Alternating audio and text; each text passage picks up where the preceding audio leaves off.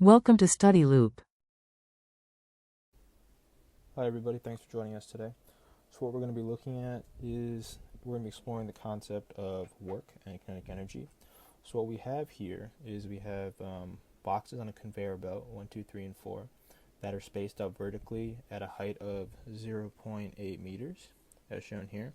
And what we're asked to solve for is the velocity of boxes 2 and 3 as they fall off the conveyor belt.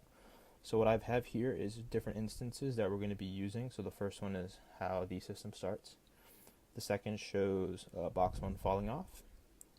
The 2 prime shows right after box 2 has fallen off. And 3 shows the instant when box 3 is going to fall off. So as I said before, what we're going to be finding is the velocities of box 2 and velocity of box 3 when they have fallen off the conveyor belt. So first what we're going to do is we're going to solve for the velocity of 2. And how we're going to do that is first I'm going to draw a free body diagram of this box, of any box actually, on this ramp. And you can see here that the two forces that are acting on it are weight and the normal force from the conveyor. Now we're assuming that these pulleys and belt are frictionless. So as you can see, these are the only two forces acting on the block. What we're going to do is actually write out the equation for kinetic energy and work.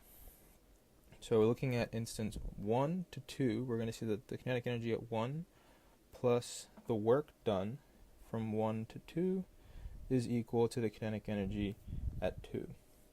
So since everything is starting at rest, we know that the kinetic energy of the system is 0 because nothing is moving. Now we're going to look at work. So the work from 1 to 2 is actually going to be done by the force of gravity. Now remember that gravity is a conservative force, meaning that regardless of what path it takes, all you have to take into account is the force and the final and initial points that the block is at. So we know that of the system there are 3 blocks, and how they're moving down the belt is because of this weight force. Now remember, weight is simply mg, and as I said before, these blocks are spaced out by a vertical height of 0.8 meters as shown here. So that is going to be the distance that this weight force is acting upon. So that is 0.8. Now to solve for T2 is the kinetic energy at this point 2 that I've shown here. So remember that all of these boxes are moving at the same velocity, so that's simply 1/2 mv squared. 1/2 mv2 squared times 3, because there are only 3 boxes after box 1 has fallen off. So setting all these and plugging all these variables into the equation above, we get, remember that T1 plus U1 to 2 is equal to T2. Remember that T1 is simply 0 because everything is starting from rest. So we have 3 mgh, I'm just going to use h, put everything in terms of variables in the beginning, is equal to 3 halves, or make this 3 times 1/2 mv squared. As you can see, these 3's cancel out, the masses cancel out, and we are left with the square root of 2gh is equal to v2. And plugging in for g and h, we get 4.43 meters per second as our velocity of box 2 when it is falling off. Now we're also asked to solve for the velocity of box 3 when it falls off. So what we're actually going to do is we're going to use the instance 2 prime, where we'll just redraw it actually, the instance 2 prime, where box 2 has just fallen off, and what we have left is box 3 and box 4 at the locations when box 2 has just fallen off. And then we're also going to use the instance 3, which is when box 3 and box 4 have moved down 0.8 meters in the vertical direction, and box 3 is about to fall off the ramp. So we're going to use the same approach as before.